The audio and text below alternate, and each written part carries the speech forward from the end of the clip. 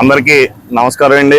నా తూర్పుగోదావరి జిల్లా జగ్గంపేట నియోజకవర్గం గోకవరం గ్రామం మాది. గత నెల రోజులుగా ఆర్టీసీలో మహిళలకి ఫ్రీ సర్వీస్ పెట్టిన నాటి నుండి నేటి వరకు కూడా రోజుకి 500 రూపాయలు తోలుకోవడం ఇలా ఆటో డ్రైవర్కి చాలా కష్టసాధ్యంగా ఉంది. కుటుంబాన్ని పోషించుకోవడానికి చాలా ఇబ్బందులు పడుతున్నాం. ఇంటికి వెళ్ళేటప్పటికి పిల్లలు ఎదురు చూస్తా ఉన్నారు, మా నాన్న ఏదో తీసుకొస్తాడు అని చెప్పి.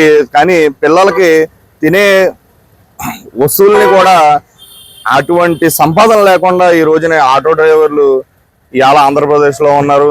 ప్రభుత్వం ఇవాళ 15,000 రూపాయలు ప్రతి ఆటో డ్రైవర్కి ఇస్తానని చెప్పి చెప్పడం జరిగింది. ఆల్రెడీ 17, 18, 19లో కూడా మీరు నమోదు చేసుకోమని ప్రభుత్వం కూడా చెప్పిన ఇవాళ ఆటో డ్రైవర్లు అందరూ కూడా అంత సంతోషకరంగా లేరు. ఎందుకంటే గత ప్రభుత్వంలో 10,000 రూపాయలు ఇచ్చినప్పుడు ఆటో సర్వీసు ఫ్రీ సర్వీస్ లేనప్పుడు ఆనందంగా కుటుంబాన్ని పోషించుకొని ఆ ఇచ్చిన 10,000 రూపాయలు రికార్డు చేయించుకోవడానికి ఉపయోగపడేది. కానీ ఇవాళ మొత్తం 12 నెలలు కూడా పస్తులతో గడపాల్సిన పరిస్థితులు ఎదురవుతాయేమో అని చెప్పి మాకంతా కూడా ఈ రోజున భయం వేస్తూ ఉంది. ఒక నెల రోజుల్లోనే మరి ఉన్న 11 నెలలు ఎలాగైనా ఆవేదనలో ఉంది. ఇవాళ మేము ప్రభుత్వానికి ఒకటే తెలియజేస్తా ఉన్నాం సార్, మాకు నెలకు ఒక ఈఎంఐ వచ్చి ఆటో ఈఎంఐ వచ్చి 10,000 రూపాయలు కట్టుకోవాలి. అలాగే ఇంటి రెంట్ ఉందంటే ఇంటి రెంట్ ఒక 4,000 రూపాయల నుంచి 5,000 రూపాయలు ఉంది. ఇక్కడికి 15,000 రూపాయలు అయింది. ఆటో రిపేర్లు చేయించుకోవాలి. ఆటో వెహికల్ ఎన్ని కూడా పిల్లలు చదివించుకోవాలన్నా, ₹1 వెనక వేసుకోవాలన్నా, ఏ రోజన్నా ఆరోగ్య సమస్య వచ్చిందంటే ఒక హాస్పిటల్కి వెళ్ళాలన్నా ₹1 వెనక వేసుకోవాలన్నా సంపాదన మాకు కనిపించట్లేదు. ఈ రోజు ఒక విషయం చెప్తున్నాను, ఆటో మీదే జీవనోపాధిగా తిరిగే ఆటో డ్రైవర్ల కోసం చెప్తున్నాను. ఇలా నాలెడ్జ్ ఉందంటే నేను ఈ పని కాకుండా రేపు ఏ పని అన్నా చేసుకునే ఒక వయసు నాకుంది. కానీ ఆటో జీవన ఉపాధిగా తోలే మా ఆటో సోదరుల గురించి మేము అందరం కూడా ఈ రోజు గొంతిప్పి మాట్లాడాల్సి వస్తున్న పరిస్థితి ఈ రోజు ఉంది.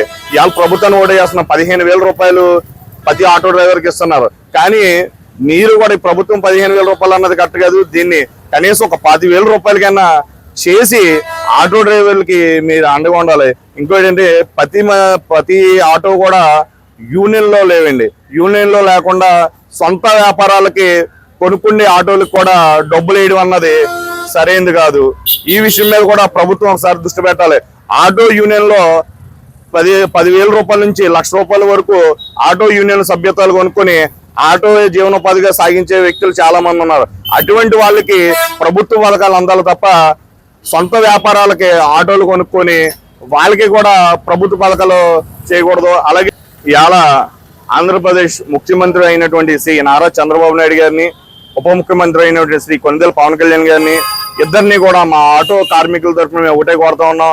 ఈ రోజున ఆటో జీవనోపాధిగా సాగించే ఇలాంటి BED చదువుకున్న ఆటో డ్రైవర్లు కూడా చాలా మంది ఉన్నారు. మరి ఎటువంటి వాళ్ళందరికీ కూడా ఒక ఉద్యోగ అవకాశాలు కల్పించి మరి ఆటో డ్రైవర్లు కూడా ఈ రోజున బస్సులు చాలా మా గోకవరం డిపోలో 54 బస్సుల్లోని 50 బస్సులు ఫ్రీ సర్వీసే తిరుగుతూ ఉన్నాయి.